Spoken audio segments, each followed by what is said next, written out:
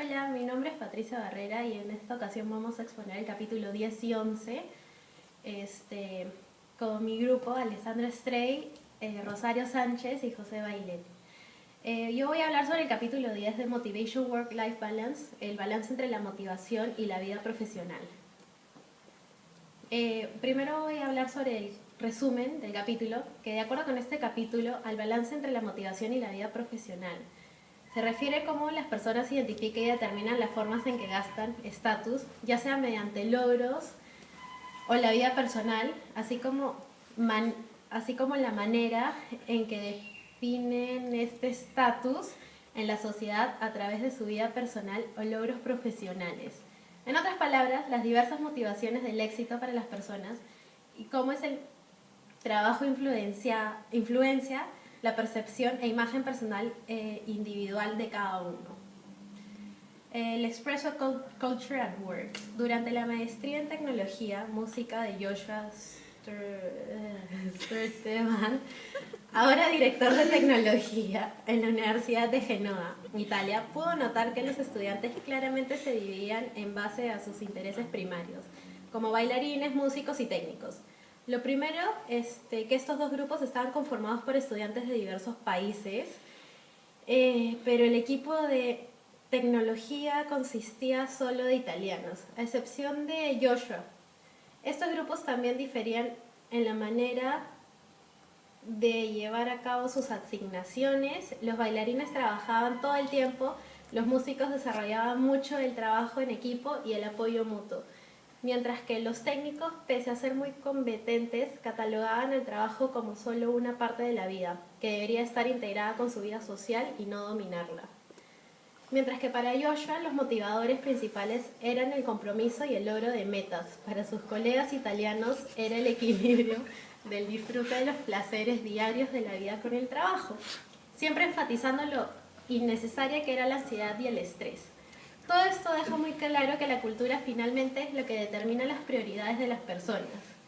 La prioridad de Joshua era sobresalir y triunfar en el trabajo, mientras que para sus compañeros italianos era disfrutar de los ratos libres y vivir el día a día, que era más primordial para ellos. ¿Cómo el balance entre la motivación y la vida profesional se refleja en la sociedad? El balance entre la motivación y la vida profesional se refiere también a cuán valorado es el balance de la vida profesional en la sociedad. Es básicamente responder a la tan conocida pregunta: ¿vives para trabajar o trabajas para vivir? Y es que las culturas se diferencian en los valores que mantienen en relación a la importancia del trabajo versus el tiempo personal. Estos valores diferentes son reforzados por políticas organizacionales y gubernamentales. Eso sí que estas sociedades más individualistas tienden a producir personas que se conducen por ideales de logro personal, autorrealización y posiblemente también ganancias económicas y reconocimientos y recompensas materiales. En lo que respecta a países con fuerte motivación y vida profesional, la vida personal de cada uno toma procedencia ante el trabajo. Las personas trabajan para vivir. Los logros y ganancias económicas toman segundo lugar ante la calidad de vida de cada uno. Otro diferenciador de sociedades es cuánto las personas se identifican por su vida personal o sus títulos de trabajo y logros. Gracias. Bueno, yo les voy a hablar sobre el impacto del balance entre motivación y vida profesional en los negocios. Las actitudes hacia la motivación afectan las horas que trabajas, la disposición a que el trabajo interfiera durante el tiempo personal y la relación entre lo que piensa de uno mismo y lo que se hace a diario para vivir. En los países de alto estatus, las personas piensan que se debe tener muchos logros y que lo que logra está determinado por el trabajo arduo. Al ser estas culturas de alto estatus orientadas a los objetivos, las personas son básicamente evaluadas según sus contribuciones medibles. Por otro lado, en culturas donde la motivación primaria es el balance entre trabajo y vida, el gran valor es puesto en las relaciones y características personales. La organización no puede interferir fácilmente en la vida privada de las personas. Asimismo, estas son un poco reluctantes a hablar abiertamente de sus realizaciones personales, lo que no necesariamente indica que no hayan tenido tales logros. la crítica del capítulo es evidente que el balance que las personas pongan entre su trabajo y vida personal dependerá de la manera en que han determinado cuál es su prioridad. Esto en muchos casos va a depender de lo que ellos consideren como su motivador primordial o motivadores secundarios. Algunas personas, generalmente las que vienen de sociedades individualistas, se enfocan más en sus logros personales y en el duro trabajo que se ha de realizar para lograr sus metas. Si bien es cierto, eso contribuye en gran magnitud a alcanzar un alto estatus o rango en la escalera profesional, generalmente ocasiona que la otra parte de la persona, es decir, su lado personal y social, no se ha desarrollado de una manera adecuada.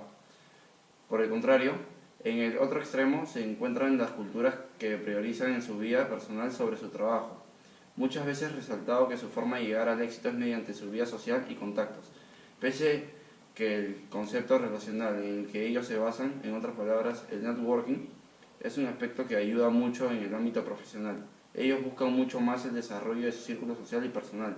Esto también se ve reflejado en la disyuntiva de si una persona vive para trabajar o trabaja para vivir. Un ejemplo de este capítulo que está relacionado a la realidad peruana es que desde nuestro punto de vista consideramos que en nuestro país, en especial la ciudad de Lima, hay una mixtura, si bien es cierto, desproporcional, de estos dos acercamientos. En el caso de la mayoría de personas en Lima que no cuentan con muchos recursos y tienen deseo de superación, trabajan duro para lograr lo que se proponen, empezando desde abajo. Por otro lado, pese a que pueda sonar estereotipado, los estratos más altos confían mucho más en contactos y networking para su desarrollo profesional. Bueno, ahora le doy paso a mi compañera Alessandra. Ahora vamos a hablar sobre el capítulo 11, Creating a Global Mindset in Business. Esto es creando un pensamiento global en los negocios. Un poquito del resumen. En el presente capítulo se describen los elementos del pensamiento global y cómo es que las personas y compañías lo adquieren. Esto resalta y desarrolla la importancia de continuamente aprender sobre cultura y los comportamientos y valores de diversos países en lo que trabajas o trabajarás en algún futuro. Integró el pensamiento global en la terciarización del conocimiento. En este ejemplo tenemos a Liam Brown. Liam Brown, durante su gerencia por casi 10 años en una compañía llamada Integrion, desarrolló una estructura de gestión regular que consistía en una videoconferencia semanal llamada Weekly Tactical, en la cual se reunía de manera cibernética con todos los ejecutivos de las diversas filiales de la empresa en todo el mundo.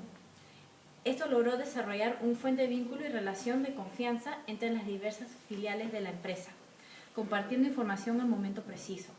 Además, esta medida mejoró la calidad de la comunicación en estas reuniones virtuales globales. Estas reuniones son una clara ilustración del pensamiento global con la que Liam manejaba Integrion. Liam logró integrar las mejores prácticas en sus operaciones integralmente. Otra de sus estrategias consistía en entrenar a las personas preparadas en comunicaciones interculturales y entendimiento cross-cultural, con una visión global y con un toque local, para que así puedan interactuar efectivamente el uno con el otro y con los clientes. Él buscaba lograr que las diferencias culturales constituyan una parte positiva de la compañía, al integrar el conocimiento y poder de pensamiento de los empleados de diversos orígenes y cultural.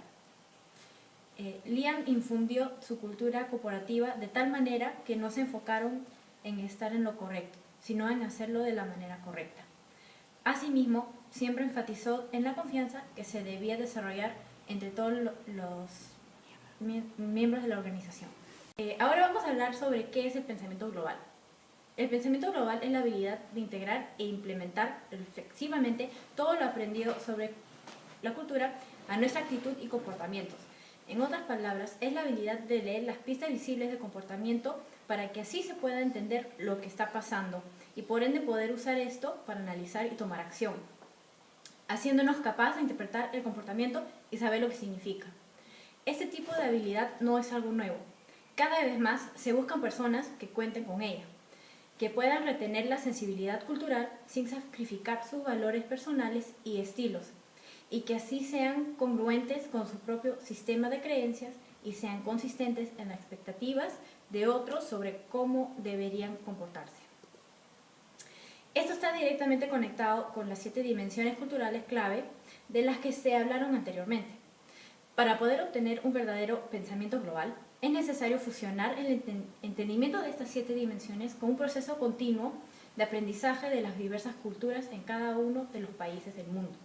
En otras palabras, tener un pensamiento global significa tener la habilidad de ser efectivo en relaciones interpersonales, entender mercados locales y aprovechar oportunidades de negocio, reconocer el talento sin importar el paquete en el que venga y ajustar nuestras estrategias personales y planes en una cultura extranjera. Ahora les voy a pasar a mi compañera Rosario Sánchez. Gracias. Ok, ahora vamos a hablar de lo que necesitamos para tener un pensamiento global. En primer lugar, para tener un pensamiento global se necesita hacer lo siguiente. Primero, reconocer nuestros propios valores culturales y prejuicios. A lo que se refiere eso es a que los valores personales no sean universales, sino que dependen de las experiencias y crianza de cada uno de nosotros. Se debe ser uno mismo, siempre mostrando interés y siendo abiertos a la actitud global. Además, cuando nos encontramos con diferentes valores, tanto sutiles como visiblemente fuertes, saber quién eres ayuda a evitar juzgar y nos permite manejar de manera más efectiva situaciones complicadas para lograr los resultados deseados.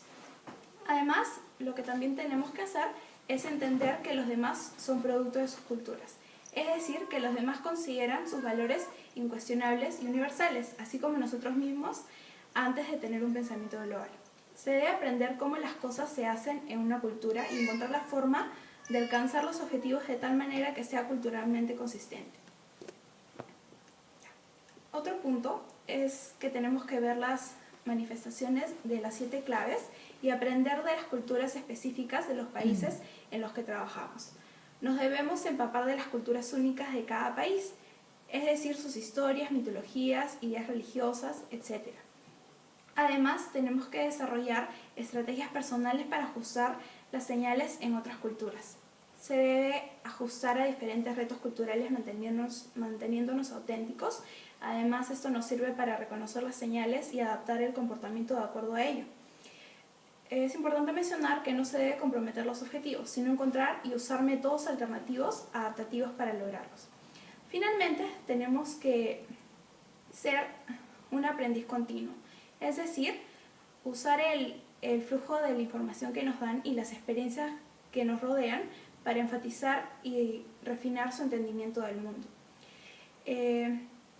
Estos aprendices lo que tienen que hacer o lo que deben hacer es reconocer las propias prioridades y valores en general y cómo quieren vivir, es decir, su visión personal. Además, deben tener un rol activo en el mundo y obviamente trabajar. Además, tienen que reflejar sus experiencias en el mundo y en su trabajo, buscar retroalimentación continua sobre el mundo y sus actividades, mantener su mente lo más abierta posible a la retroalimentación y hacer ajustes constantes basados en esta retroalimentación. Finalmente tenemos lo que es nuestra crítica. Hoy en día, para ser un profesional altamente calificado y triunfar, es necesario contar con un pensamiento global. Como es sabido, uno no nace con esta habilidad, más bien debe cultivarla. Si bien es cierto, esta se puede forjar mediante las experiencias del día a día, muchas veces es necesario seguir un entrenamiento que nos ayude a desarrollarla de la mejor manera. Y es que este entrenamiento nos ayudará a reconocer los diversos comportamientos de las personas que nos rodean, ya sea estando en nuestro propio país o en cualquier otro lugar del mundo. Es importante también mencionar que tener un pensamiento global no significa cambiar nuestra forma de pensar, valores, creencias, sino más bien adaptarlas de tal manera que sean congruentes con las del país o cultura donde nos encontramos y que conjuntamente con nuestra forma de ver el mundo se integren logrando alcanzar tanto objetivos personales como objetivos corporativos.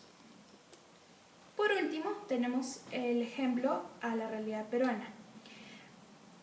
Muchos profesionales del extranjero, especialmente españoles, están actualmente optando por venir a países de Latinoamérica debido a la crisis que suscita en su país.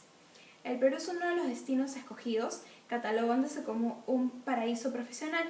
Es así que esos extranjeros deben adaptarse a nuestra cultura y moldear la suya de tal forma que no haya conflictos y sea congruente, enriqueciéndose y manteniéndose en un constante proceso de aprendizaje, empapándose de nuestra cultura. Un ejemplo claro es el caso ocurrido en la gerencia del Hotel Monasterio de Orient Express en el Cusco. Hace unos años llegó para tomar el mando de este conocido y lujoso hotel un alemán que era conocido dentro de las cadenas de Orient Express como el gurú de la industria hotelera.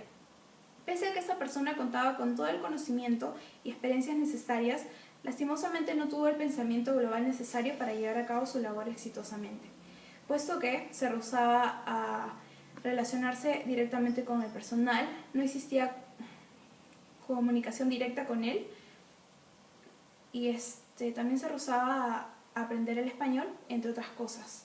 A menos de un año de su llegada, fue desafortunadamente destituido de tal cargo, algo que jamás le había pasado antes, puesto que no tenía esa habilidad que era necesaria para triunfar como gerente de tal hotel. Eso es todo por ahora, muchas gracias.